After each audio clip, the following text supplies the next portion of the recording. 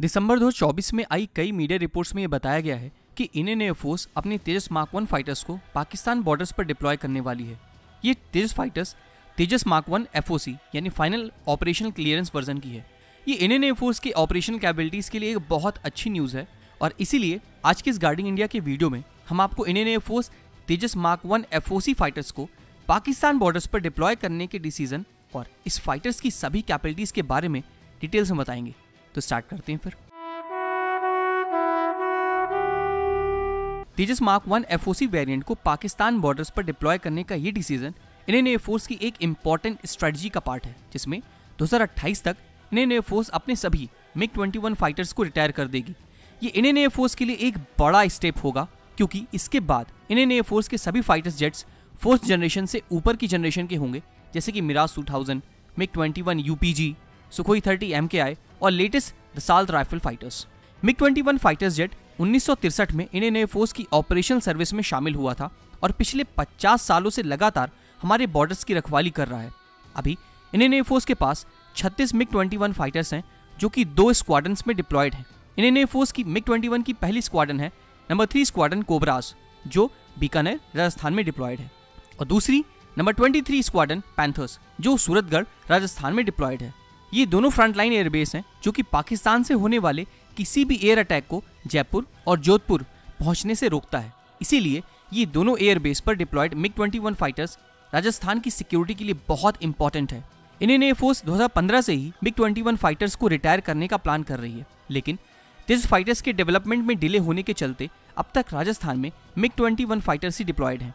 लेकिन अब Indian air force को लगातार तेजस फाइटर्स जेट्स की सप्लाई स्लो रेट पर होनी शुरू हो गई है।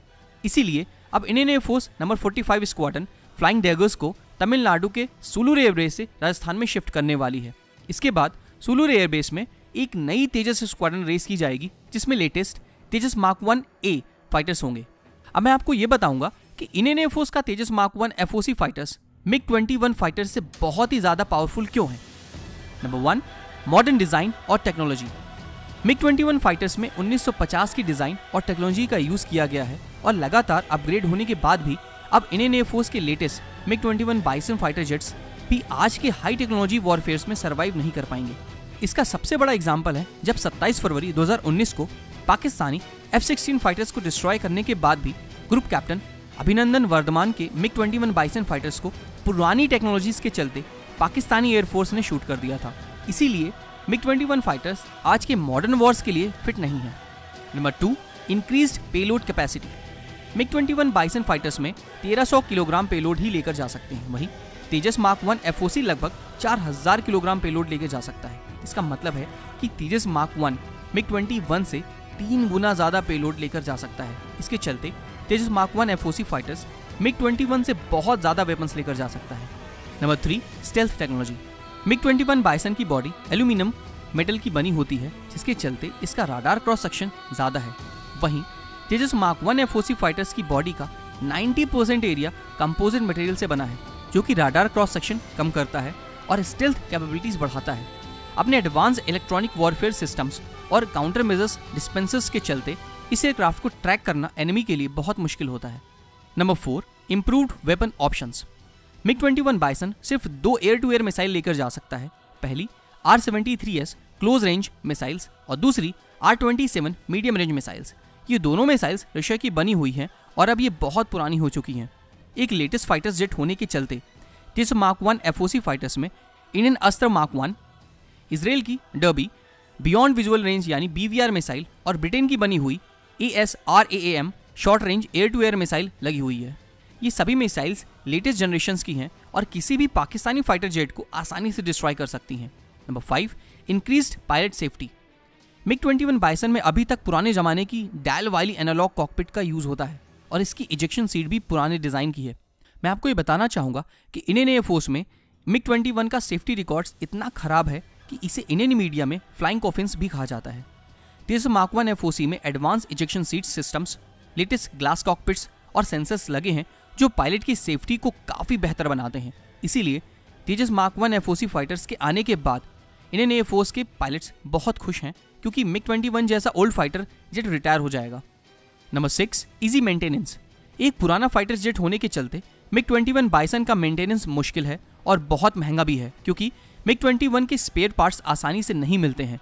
नई जनरेशन का फाइटर जेट होने के चलते तेजस मार्क 1 का मेंटेनेंस बहुत ही आसान है, जिसके चलते इसकी ऑपरेशनल अवेलेबिलिटी MiG-21 बाइसन से बहुत ज़्यादा है।